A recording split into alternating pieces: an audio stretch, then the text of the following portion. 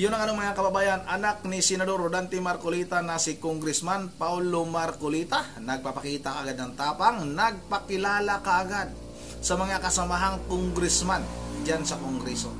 Pero bago tayo magpatuloy, babati muna ako ng magandang hapon sa aking mga subscribers, sa aking mga viewers. Maraming salamat sa inyong suporta. Shout out sa inyong lahat. Yun ang mga kababayan, totoo talaga yung kasabihan. Kung ano man yung puno, ganun din yung bunga. Ganon din katapang mga kababayan. Itong anak ni Senador Rodante Marcolita na si Congressman Paulo Marcolita mga kababayan. Grabe, sobrang talino din ng tao na ito mga kababayan. Pinahiya, sinupalpal itong mga kasamahang congressman. Lalong-lalo na itong si Speaker Martin Romualdez. Bakit daw ayaw sumunod ng mga congressman na ito? Itong kongreso sa naging ruling nga ng Supreme Court mga kababayan, na-dismiss na nga itong impeachment laban kay Vice President Sara Duterte. Kung nakikita naman daw, wala namang ibang pinagtutungkulan nito mga kababayan, kung hindi itong si Speaker Martin Romualdez.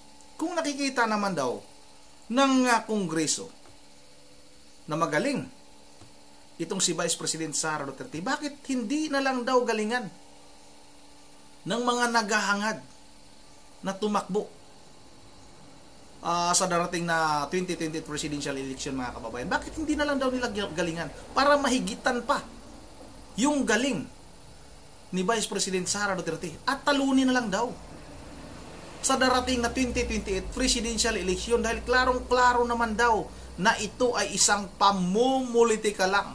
Grabing galing ng tao na ito mga kababayan, itong si Congressman Paulo Marcolita.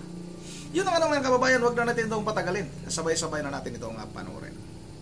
What does the Honorable Marcolita say? May I proceed with my manifestation, Mr. Speaker?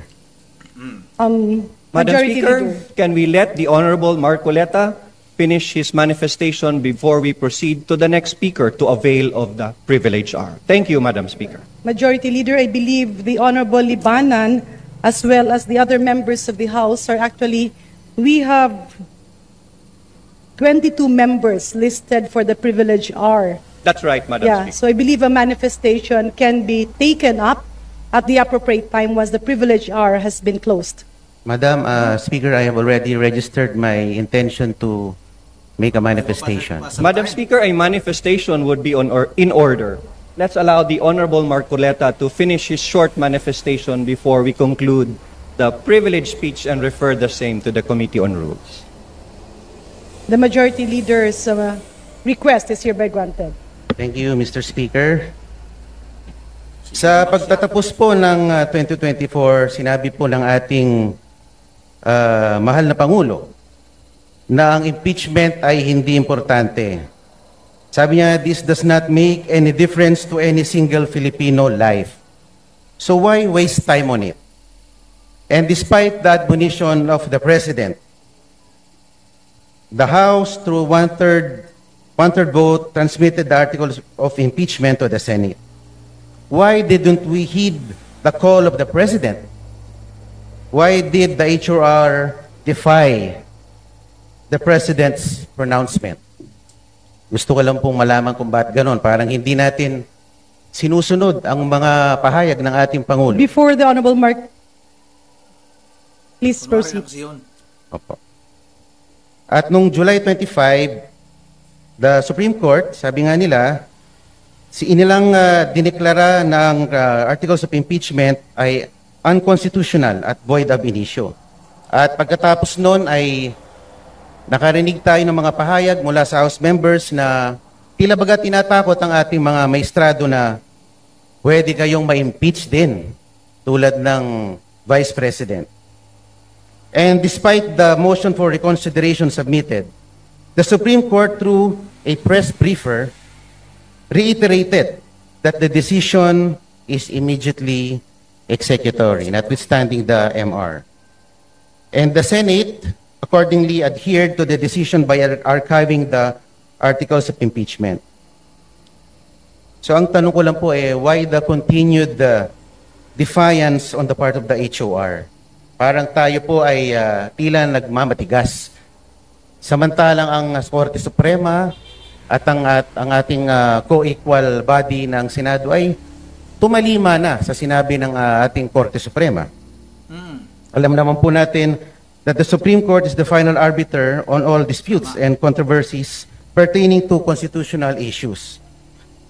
And the decisions released by the Supreme Court form part of our legal framework, form part of our legal system sa ating bansa.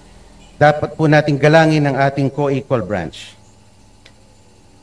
Sinabi din po ng Pangulo sa isa sa kanyang mga panayam at huli-huli sa kanyang SONA na ang Pilipino ay sawa na sa sobrang pamumulitika. So, buti pa ang ating Pangulo aware dito. At siyempre, kamakailan ay meron pong ibinalita na meron na naman pong Quadcom version 2.0. Alam naman po natin ang Quadcom ay nagagamit bilang political persecution more than a tool for legislation. At pinakita pa nga po ng Quadcom sa kanilang performance last year that it assumed judicial and prosecutorial roles, which is beyond the ambit of its legislative function. Mr. Speaker, the continued defiance of the House of Representatives has been truly remarkable. Sana naman po ay baguhin na natin ang ating estratehiya. Sa akin lang naman po. Dahil ako'y miyembro ng 20th Congress, bakit hindi po natin baguhin or reassess ang ating strategies? Kaysa bumabakbak tayo ng bumabakbak ng ating political adversaries. Bakit di na lang po natin galingan? Total, meron naman po tayong 3 taon pa. Tama. Para ipakita na tayo ay mahusay din sa pamamalakad. Ang akin lang naman po, this administration has been characterized by, treating its political adversaries na pag malakas ang kalaban, i-disqualify, i-expel, i-impeach, or i-threaten na i-impeach. Bakit hindi lang naman po natin galingan? Yun. Meron pa naman po tayong 3 taon. Baka sakali, matalo natin si BP Sara. Di ba mga kababayan? Bakit ayaw na lang ninyong galingan? Tama din naman talaga. Itong si Congressman Paulo Marcolita, mga kababayan, galingan niyo lang. Ipakita niyo sa taong bayan na karapat-dapat kayo. Malay ninyo, maungusan ninyo. Itong si Vice President Sara Duterte, hindi sa ganung paraan. I-impeach at yung ano-anong mga pamumulitika, mga kababayan, yung mga ibinabato ninyo kay Vice President Sara Duterte, hindi ninyo maluko ang taong bayan. Dahil nakikita namin kung ano yung totoong nangyayari sa ating bansa. Kaya, totoo. Magaling. Itong anak ni Senador Dante Marcolita, mga kababayan. Bakit hindi na lang ninyo husayan? Para makita nga ng taong bayan. Huwag naman yung ganitong pamumulitika lang. Klarong-klaro naman talaga. At binuo nyo pa ulit itong Quadcom, 2.0? O sino-sino naman, mga kababayan, yung lilitisin ng Quadcom na yan. Alam na natin kung saan tutungo yan. Tutumbukin na naman itong mga Duterte, mga kababayan. Walang iba. Kasi misyon nila yan eh. Yan yung inatas nila. Inatasan sila nitong si Speaker Martin Romualdez. Kaya nga, ayon sa ating mga kababayan, yung nagpapagulo talaga sa ating bansa ay walang iba kung hindi itong si Speaker Martin Romualdez, mga kababayan. Yun ang andito na lang muna at bago tayo magtatapos ay mag-shoutout lang muna tayo. Shoutout kay Ma'am Bergie Verhel Di Diyos ng Pulilan, Bulacan, sa kanyang mga apo, si Kuko, si Dion at saka si Yuri at saka si Sagi. Shoutout sa inyong lahat, maraming salamat. Shoutout na rin kay Abner Tiliana Senior. Shout out na rin kay Lito Baga. Shout out na rin kay Nilia Lor. Shout out kay Luis Francis Navarro. Shout out kay Rimo Luli. Shout out kay Ma'am Joyce ng Japan. Shout out kay Tats Walker. Shout out kay Mibelen Balikaw ng Ilocos Norte. Tama ba? Si Ma'am Mibelen Balikaw. Maraming salamat. Maraming salamat sa inyong panonood, ma'am. Shout out na rin kay Divine Reyes. Shout out na rin kay Pablo Lopez. Shout out na rin kay Ma'am Susan 786. Napakatagal ko ng subscriber ito. Si Ma'am Susan 786.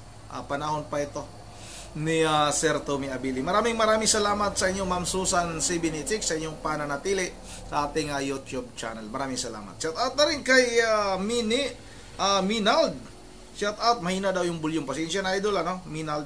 Shout out na rin kay Dante Fira. Shout out na rin kay Sit. Maraming salamat sa iyo, Sit, ha? Shout out sa iyo, Sit ng Camarines Norte. Shout out na rin kay Maria Diquiros.